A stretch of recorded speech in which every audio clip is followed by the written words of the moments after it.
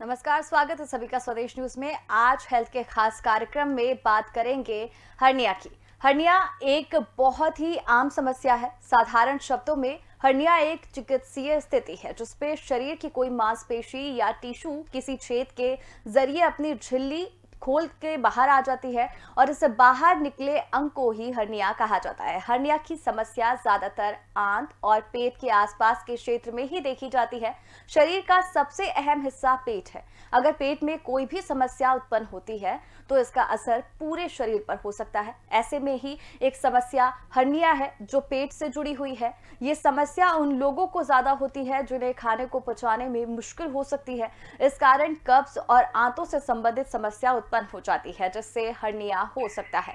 आज हम इसी मुद्दे पर बात करेंगे कि हर्निया क्या होता है, कितने प्रकार का होता है और ये क्या है, इसके लक्षण क्या है, इसके संभव इलाज क्या है और इस बारे में हम चर्चा करेंगे।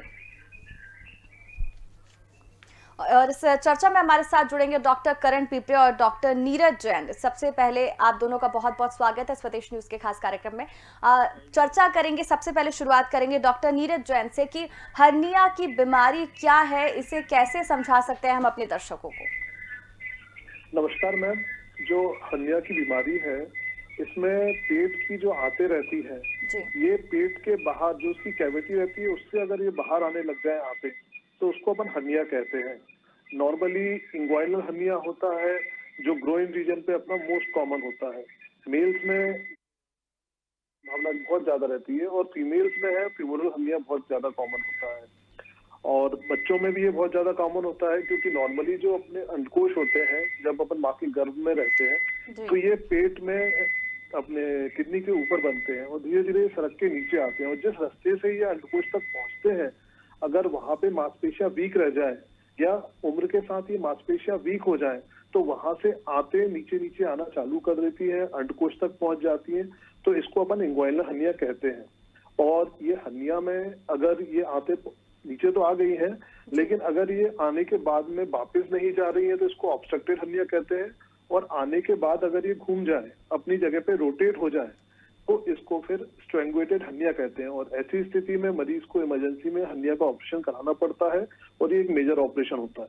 और अगर इससे पहले ही अपन इसको ऑपरेशन करा के सही कर लें तो वो थोड़ा सा कम मेजर ऑपरेशन होता है। जी, तो हालांकि अगर प्रारंभिक चिकित्सा या देखभाल जीवन शैली में परिवर्तन करके आप बेहतर महसूस कर सकते हैं और इसकी घातक जटिलताओं से बच सकते हैं। डॉक्टर करण पिपरे भी हमारे साथ जुड़ गए हैं। डॉक्टर से जानना चाहेंगे कि हर्निया के कारण क्या होता है, कौन से मुख्य कारणों की वजह से हर्निया की बीमारी हो सकती है।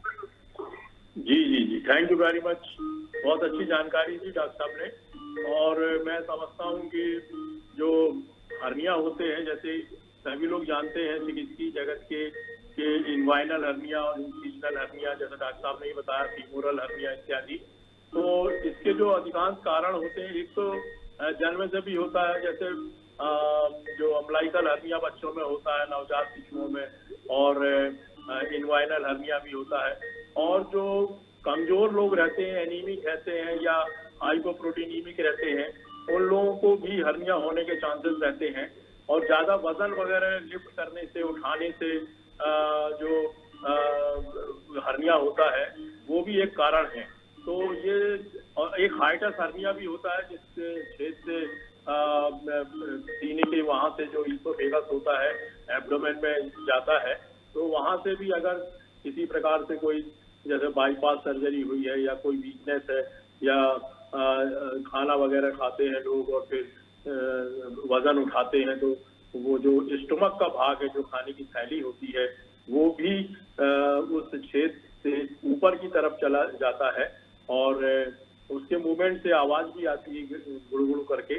तो वो जो हर्निया होता है उसको हाइटस हर्निया होते हैं। और ये सब हर्निया, चाहे इन्वाइनल हर्निया हो, इंसिजनल हर्निया हो, जहां ऑपरेशन हुआ रहता है, वहां की जो एब्डोमिनल वॉल होती है वो वीक होने के कारण इंटेस्टाइन या ओमेंटम, चर्बी का जो पीस होता है, वो उसमें से जो उसकी झिल्ली होती है और एब्डोमिनल वॉल के बीच में आ जाती है और सूजन जैसे वहां पे लगता है।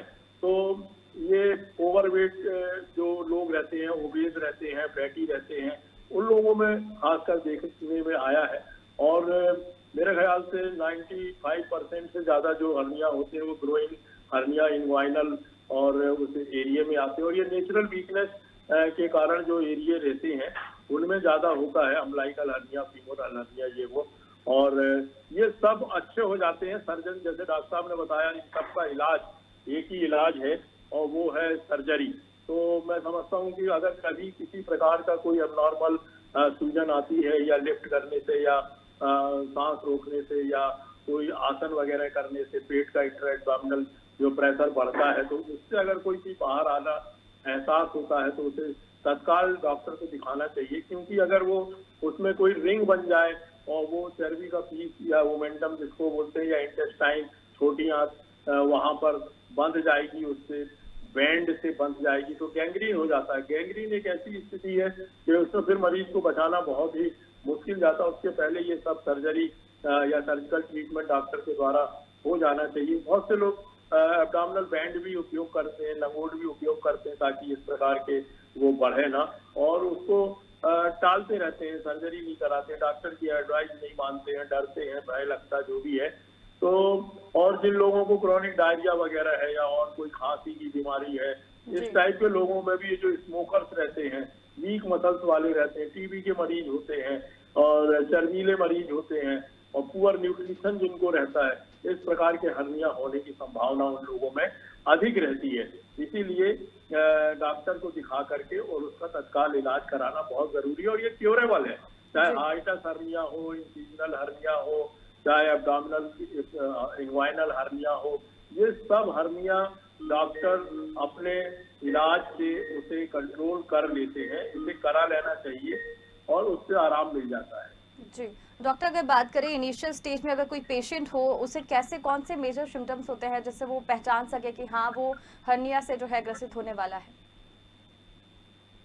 जो हर्निया में मेन सिम्टम होता है, जैसे इंग्वाइनल हर्निया है या फिर फ्यूमोरल हर्निया है, उसमें आपका जो जन्नांग वाला हिस्सा है वहां पे आपको पहले छोटी सूजन आना शुरू होती है, और धीरे धीरे जैसे जैसे समय निकलता जाता है वो सूजन का साइज बढ़ना चालू हो जाता है। इसके साथ में हल्का हल्का सा दर्द होना हो जाता है, और वजनदार सामान उठा रहे हैं, हैवी काम कर रहे हैं, लैट्रिन पेशाब में जोर लगा रहे हैं, तो धीरे धीरे जाके ये सूजन बढ़ना चालू हो जाती है।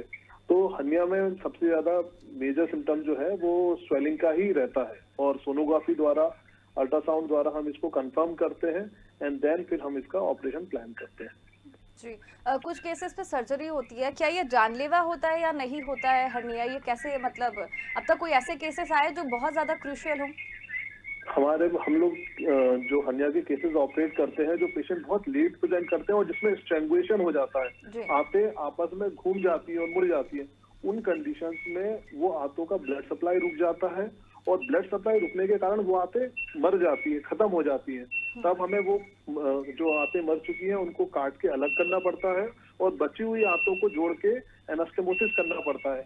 ऐसी ये वाला ऑपरेशन बहुत सीरियस ऑपरेशन है, मेजर ऑपरेशन है, और ऐसे में स्थिति अगर अपन ऑपरेशन नहीं कराएं और टाल दें, तो ऐसे में मरीज की जान जाना तो 100% कंफर्म है।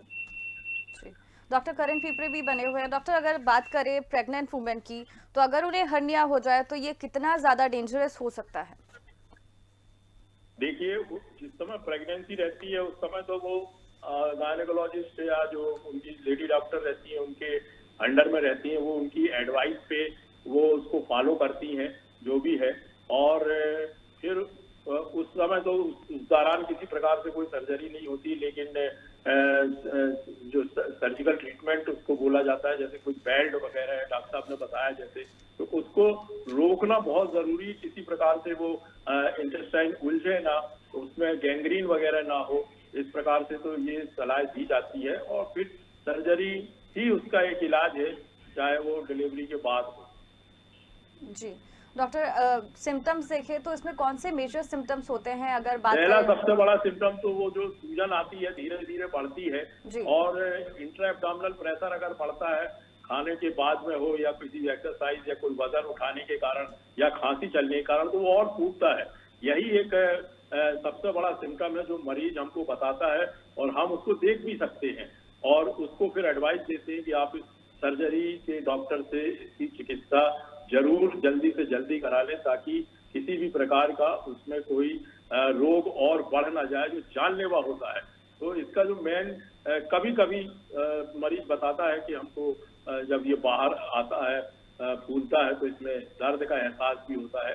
इसके अलावा तो और कोई भी सिम्टम नहीं है और महीने 2-4 महीने या सालों लोग बाग इसको लेके चलते हैं, इसको बचा के चलते हैं, बैंड भी लगाते हैं जिन्हें सर्जरी नहीं करानी है। बाकी अधिकांश लोग तो अब इतनी जागरूकता आ गई है और सर्जिकल ट्रीटमेंट हर जिला चिकित्सालय पीएचसी सर्जन उपलब्ध है, नर्सिंग होम रहते हैं, बड़े बड़े अस्पताल हैं, तो वो लोग अपना इलाज करा लेते हैं और इससे निजात मिल जाती है। और अब तो लेप्रोस्कोप भी आ गए हैं और सभी जगह सर्जन उपलब्ध रहते हैं। तो मैं समझता हूँ कि इसमें हर्निया के इलाज में किसी प्रकार से कोई भी दिक्कत परेशानी नहीं है। जी, डॉक्टर नीरज बने हुए हैं। डॉक्टर, अगर आपसे जानना चाहें तो बहुत केसेस ऐसे होते हैं जहां हर्निया में डाइजेशन इशू हो जाता है, खाना नहीं पचता है, तो जब फूड पॉइजनिंग होती है क्या उसका भी इससे कुछ रिलेशन है? अपच के कारण, कॉन्स्टिपेशन के कारण मरीज लोग जोर लगाते हैं लैट्रिन करने में, तो उसमें हर्निया की संभावना होती है कि अपन बहुत ज्यादा जोर लग रहा है। लेकिन अपच के कारण हर्निया होना मतलब चांसेस कम है, या फूड पॉइजनिंग से हर्निया जैसी बीमारी नहीं होती है। आमतौर पे ये बीमारी मांसपेशियों की कमजोरी की वजह से होती है। मांसपेशियों ये जब अपनी वीक हो जाती है, कमजोर रहती है, जैसे बच्चा है उसका जब जन्म हुआ है और लो बर्थ पेट है और मांसपेशियां वीक है, ऐसे में बच्चों को हर्निया होने की संभावना रहती है। ऐसे में पीडियाट्रिक सर्जन जो रहते हैं वो उसका ऑपरेशन करते हैं 6 महीने बाद में, या फिर जब जो बुजुर्ग लोग रहते हैं उनमें मांसपेशियां वीक हो जाती हैं, किसान लोग रहते हैं जो बहुत मेहनत करके सामान, वजनदार सामान उठाते हैं, उन कंडीशंस में उनको हर्निया की दिक्कत होना चालू हो जाती है, अंडकोश में सूजन आना चालू हो जाती है। या फिर हैवी वेट लिफ्टर्स होते हैं जो जिम वगैरह में विदाउट सपोर्टर्स जो हैवी वेट लिफ्टिंग करते हैं, और तो ऐसे केसेस में भी उनको हर्निया होने की संभावना रहती है। जो लोग को कब्जियत रहती है या पेशाब करने में जो ज्यादा जोर लगा रहे हैं, प्रोस्टेट की दिक्कत है, तो इन लोगों में हर्निया की संभावना रहती है। फूड पॉइजनिंग से हर्निया होने की संभावना बहुत ही कम है या ना के बराबर है। डॉक्टर, अगर देखें तो आप अगर कुछ भारी वजन उठा रहे हैं तो हो सकता है, या फिर आपकी कोई पुरानी सर्जरी हुई हो तो भी हर्निया हो सकता है, या फिर ऐसी कौन सी कोई अलग बीमारी हो जो आप अगर उससे पहले से ग्रसित हो तो फिर आपको हर्निया घेर सकता है? अगर आपका जैसे महिलाओं में सिजेरियन सेक्शन होता है, उसमें अगर टाके पक गए हो, गलत लगे हुए हो, या फिर अपनी मांसपेशियां किसी भी कारण से वीक हुई हो, कमजोर हुई हो, या अपने को चोट लगी हो मांसपेशियों में जिसकी वजह से वो मांसपेशियां वीक हो गई हो, तो वहां पे हर्निया होने की, इंग्वाइनल हर्निया और इंसिजनल हर्निया होने की संभावना रहती है। जी डॉक्टर, अगर आ जाएं रूटीन पर, तो अगर कोई हर्निया से पीड़ित है तो उसे कौन से काम ऐसे नहीं करने चाहिए मेजरली जो उसे और ज्यादा बीमार कर सकते हैं? जो हर्निया से बीमार मरीज हैं उनको हम लोग लंगोट या सपोर्टर पहनने की सबसे पहले एडवाइस देते हैं कि जब तक आप ऑपरेशन नहीं करा रहे तब तक आप सपोर्टर और लंगोट पहने, लैट्रिन पेशाब में जोर ना लगाएं, जब तक ऑपरेशन नहीं कराए तब तक पानी की मात्रा ज्यादा ले, आपका स्टूल जो रहे वो सॉफ्ट रहे, वजनदार सामान बिल्कुल अवॉइड करें, हैवी वेट लिफ्टिंग और हैवी एक्सर्शन वाली चीजें अवॉइड करें। और अगर आपने हर्निया का ऑपरेशन नहीं कराया है तो आप उसको जो है, जो चीजें बाहर निकली हुई है उसको अंदर पेट के अंदर पुश करके रखें, सपोर्टर पहने, और अगर वो स्ट्रैंगुलेट होता है और अंदर नहीं जाता है वो लेटने के बाद भी, तो तुरंत हॉस्पिटल विजिट करें। जी, डॉक्टर करण पिपरे जुड़े हुए हैं। डॉक्टर, अगर आपसे बात करें तो डाइट जो है वो बहुत इंपॉर्टेंट होती है। कौन सी ऐसी चीज़ है जो आपको अपनी डाइट में इंक्लूड करनी चाहिए, या फिर ऐसी कौन सी चीज़ें होती है जो डाइट में इंक्लूड नहीं करनी चाहिए अगर आप हर्निया से पीड़ित हैं तो? देखिए, जैसे अभी मैंने बताया कि जो ओबेसिटी होती है उसके कारण भी सामने की जो एब्डोमिनल वॉल होती है वो वीक रहती है, फैट ज्यादा रहती है। तो इस प्रकार के जो फास्ट फूड है और तेल की चीजें बनी हुई है, घी की है, तली हुई चीजें हैं, इसका उपयोग नहीं करना चाहिए। इसकी जगह हाई प्रोटीन और हाई विटामिन वाले जो नॉर्मल आप खाना खाते हैं उसमें सब्जियों में रहती है, ये इस प्रकार की अच्छी दालें और रोटी वगैरह का उपयोग ज्यादा करना चाहिए। और किसी भी प्रकार से जब भी आप, अधिकांश आप जिम भूल गए हैं, तो जिम में जो लड़के हैं उनको इतना ज्ञान नहीं है कि अगर हम वेट लिफ्टिंग करेंगे बिना बेल्ट के तो हर्निया होता है और डिस्प्रोलैप्स भी होता है। ये दोनों प्रकार की चीजें होती हैं। तो इससे बचने के लिए हमेशा अपने साथ में एक जो चौड़ा बेल्ट होता है जो एब्डोमेन में लगाते हैं, कस के बांधते हैं, उसके बाद में आप कितना भी वजन वेट लिफ्ट करें उससे और स्क्वाट वगैरह भी लगाएं बैठ करके, तो मैं समझता हूँ कि फिर जो नेशनल इंटरनेशनल लेवल तक जो लोग पहुंचते हैं उनको हर्निया नहीं होता है। तो ये प्रिवेंशन का ये सबसे बड़ा एक ये उपयोग है कि आप बेल्ट का उपयोग करें जब भी वेट लिफ्टिंग करते हैं, वजन उठाते हैं। ठीक इसी प्रकार से जो खेती किसानी करने वाले लोग हैं, वो देखा मैंने कि वो अपनी जो धोती रहती है वो बहुत टाइट बांधते हैं, तो उन लोगों को हर्निया अपने आप उन्हीं के जो धोती टाइट बांधते हैं उसके कारण प्रिवेंट होता है। और जो लोग नहीं करते और बोरे उठाते हैं, हमाल लोग हैं, कुली लोग हैं और कमजोर हैं, पहले से उनको वीकनेस है, प्रोटीन की कमी के कारण है, दुबले पतले हैं और इतना हैवी वेट लिफ्ट करेंगे, इंट्राअब्डोमिनल प्रेशर बढ़ेगा तो मोमेंटम और जो इंटेस्टाइन है वो हर्निया बन जाता है और ये इस प्रकार की बीमारी होती है। आपको खाने पे बहुत ज्यादा ध्यान देना पड़ेगा, आपका एब्डोमेन बड़ा नहीं होना चाहिए, वेट लिफ्टिंग करें तो बेल्ट का उपयोग जरूर करें। कोई ऐसी खांसी की बीमारी, अधिकांश लोग गांव के लोगों में हर्निया इसलिए भी होता है कि वो लोग क्रॉनिक स्मोकर रहते हैं और बार बार खांसते रहते हैं, जोर से खांसते हैं, रात को उठते हुए, बैठते हुए, चलते हुए, तो लोअर एरिया में, एब्डोमेन के लोअर एरिया में जो प्रेशर बनता है और उससे जो इंटेस्टाइन और वो सब फ्यूमरल हर्निया वगैरह होने के चांसेस ज्यादा रहते हैं। तो इस प्रकार से रोकथाम की जा सकती है, इससे बचते हैं लोग बाग। हजारों लोग जो ऐसे काम करते हैं और ये सब प्रकार से बचाव करते हैं, बेल्ट या कोई कस के बांध लेते हैं, गमछा वगैरह भी, इससे भी बचा जा सकता है। डॉक्टर नीरज, सर्जरी की जाती है, इसमें कैसे पता चलता है कि पेशेंट मेडिकेशन स्टेज में है या फिर सर्जरी स्टेज में, और अगर सर्जरी होती है तो कौन सी सर्जरी होती है, कितने तरह की होती है? ये वर्षा मैम, हर्निया का जो एकमात्र इलाज जो है वो है सर्जरी। मेडिकल ट्रीटमेंट से हर्निया सही नहीं होता। जिस प्रकार से जो हर्निया में अपन देखते हैं मांसपेशियां वीक हो जाती हैं और आते आपके शरीर से, पेट से बाहर आने लगती है, ऐसे केसेस में आप कोई भी दवा गोली कर लें, कुछ भी कर लें, वो अंदर नहीं जाएगी। जैसे अपनी चादर अगर फट जाती है तो अपने को उसको रफू करना पड़ता है, उसको सिलना पड़ता है, उसके ऊपर पेच लगाना पड़ता है। उसी प्रकार से हर्निया के लिए हमें ऑपरेशन ही करना पड़ता है, वही एकमात्र इसका उपाय है। और 2 ऑपरेशन होते हैं इसमें, मेन एक होता है ओपन हर्नियोप्लास्टी और एक होता है लेप्रोस्कोपिक। लेप्रोस्कोपिक हर्नियोप्लास्टी में हम दूरबीन पद्धति से, जैसी मच्छरदानी जैसी जाली होती है वो हम पेट के अंदर की तरफ से लगा देते हैं, और ओपन वाले में हम पेट की ऊपर वाली मांसपेशियों के ऊपर वो जाली फिक्स कर देते हैं, जिससे जो डिफेक्ट है वो अपना बंद हो जाए और आते जो बाहर आई है उसको हम पेट के अंदर वापस पुश कर देते हैं। यह 2 ही ऑपरेशन हर्निया के अंदर किए जाते हैं। बच्चों के अंदर हर्नियोटॉमी नामक ऑपरेशन है, जो छोटे बच्चे होते हैं उनमें हर्नियोटॉमी होता है, उनमें मांसपेशियों की वीकनेस की वजह से जो हर्निया होता है उसके अंदर हम लोग जाली इस्तेमाल नहीं करते हैं बच्चों में, और उनको उम्र के साथ में वाला उनका हर्नियोटॉमी वाला ऑपरेशन करने के बाद में सही हो जाता है। लेकिन बड़ों के अंदर मैश का इस्तेमाल करना जरूरी है और उसके बाद से वो बीमारी सही हो जाती है। और रिकरेंस की संभावना भी, मैश अगर अपन ने प्रॉपर्ली फिक्स करी है और मरीज को जो हमने प्रिकॉशंस बनाए वो उसने इस्तेमाल किए हैं, तो हर्निया होने की संभावना, रिकरेंस होने की संभावना भी कम ही रहती है उसमें। जी, ये एज कैटेगरी पे आए तो किस एज कैटेगरी को ज्यादा इफेक्ट करती है बीमारी? बच्चों में कंजेनाइटल हर्निया होता ही है, और आजकल यंग लोगों में, क्योंकि सेडेंटरी लाइफस्टाइल हो गई है, एक्सरसाइज करना लोगों ने कम कर दिया है, तो यंग लोगों में हो गया है। और ओल्ड एज के अंदर, क्योंकि उम्र के साथ में मांसपेशियां वीक हो जाती हैं, कमजोर हो जाती हैं, तो आंतों के अंदर और कब्जियत की दिक्कत उम्र के साथ में बढ़ जाती है। तो ये तीनों एज ग्रुप में बच्चों में, मतलब कंजेनाइटल में भी कॉमन है, यंग लोगों में भी कॉमन है, फीमेल्स में भी इंसिजनल हर्निया बहुत ज्यादा कॉमन है, और बड़ों में भी ये कॉमन है, और नाभि वाला हर्निया, अम्बिलिकल हर्निया भी बहुत ज्यादा कॉमन है। तो ये सारी एज ग्रुप में और सभी मेल और फीमेल दोनों वर्गों में ये हर्निया नामक बीमारी आपको मिलेगी ही मिलेगी, और इसका एकमात्र उपाय ऑपरेशन ही है। जी, तो क्या ये जेनेटिक भी होता है डॉक्टर? जेनेटिक मांसपेशियों की कमजोरी है तो हो सकता है, लेकिन जेनेटिक ऐसा प्रूवन नहीं है कि एकदम से कि आपके माता पिता को है हर्निया तो आपको होगा, ऐसा तो नहीं है। जी, करण पीपरे हमारे साथ जुड़े हुए हैं। करण जी, अगर देखें तो आपकी जो लाइफस्टाइल होती है, जीवन शैली में ऐसे कौन से परिवर्तन आज से शुरू कर दें? अगर आप हर्निया से ग्रसित हैं, आप हर्निया से ग्रसित ना भी हो तो भी आप इस बीमारी से बचने के लिए कौन से ऐसे जो आपके रूटीन में है वो चीजें जोड़ना शुरू कर दें?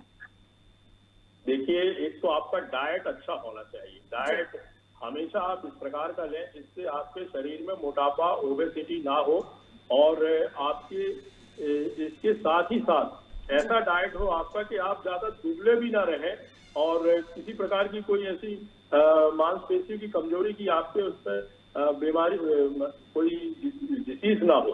तो मैं समझता हूँ इस प्रकार से अगर आप रहेंगे तो आपकी जो मांसपेशियां हैं और जो एब्डोमिनल वॉल है, एंटीरियर और लेटरल, ये सब आपकी मजबूत रहेंगी।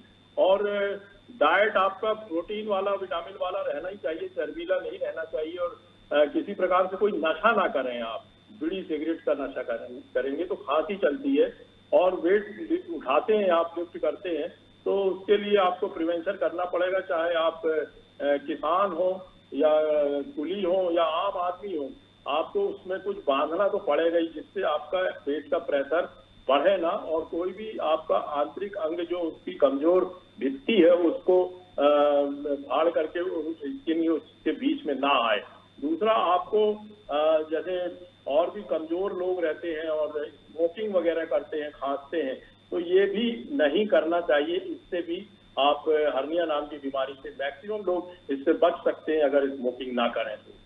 जी, डॉक्टर नीरज जैन, अगर लेप्रोकेसी के बारे में बताया था, लेप्रोकेसी सर्जरी के बाद अगर हार्निया होने का खतरा क्या वापस रहता है, और अगर ये वापस हो जाता है तो फिर पेशेंट कैसे खुद को बचा सकें? हर्निया की जो लेप्रोस्कोपिक सर्जरी है, इसमें हम लोग 4 पोर्ट पेट के अंदर 4 1-1 सेंटीमीटर के चीरे लगा के उसमें दूरबीन डाल के और करीब 15 बाय 15 की मैट जो है वो पेट के अंदर फिक्स कर देते हैं।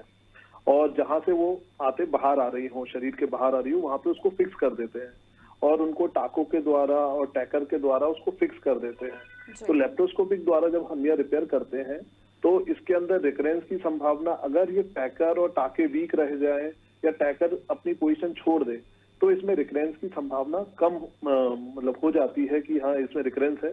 लेकिन आमतौर पर लेप्रोस्कोपिक सर्जरी के बाद में हमने हर्निया को रिकरेंस होते हुए बहुत ही कम देखा है कि लेप्रोस्कोप और ओपन के साथ भी रिकरेंस की संभावना बहुत ही कम है। जी, चलिए, बहुत बहुत धन्यवाद दोनों डॉक्टर का अपना वक्त निकालकर हमारे इस खास कार्यक्रम में जुड़ने के लिए। डॉक्टर करीम पीपले और डॉक्टर नीरज जैन जुड़े हुए थे। आज चर्चा कर रहे थे हर्निया के बारे में। स्वास्थ्य के कार्यक्रम में फिर से आपसे मुलाकात होगी एक नए स्वास्थ्य के मुद्दे के साथ। आप खबरों के लिए देखते रहिए स्वदेश न्यूज, सबसे पहले देश।